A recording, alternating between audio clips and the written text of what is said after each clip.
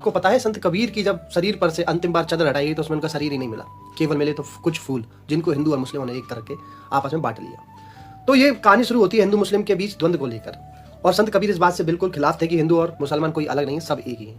क्योंकि संत कबीर का जन्म भी बताते हैं कि संत रामानंद के आशीर्वाद से विधवा ब्राह्मणी के गर्भ से हुआ था, लेकिन उन्होंने उनको नदी में बहा दिया। लेकिन उनका पालन पोषण मुसलमान परिवार ने किया, तो उनके जीवन पर दोनों का ही क्या था, प्रभाव था।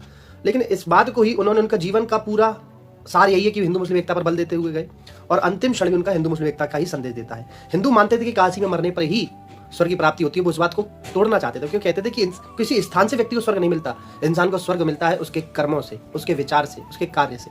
यही कारण था कि जिस प्रकार हिंदू ये मानते थे कि मगहर में मरने पर नरक की प्राप्ति होती है, तो वो मगहर में जाकर उन्होंने अपने देह का त्याग किया, और जब देह का त्याग करने के बाद उनके शरीर पर से चादर हटाई गई तो उसके नीचे कुछ फूल मिले, जो इस बात का संदेश देता है कि स्वर्ग प्राप्ति स्थान से नहीं कर्मों से होती है दोस्तों। तो संत कबीर बहुत ही महान थे, बहुत ही महान। मिलते हैं दोस्तों किसी नेक्स्ट वीडियो पर। जय हिंद, जय भारत।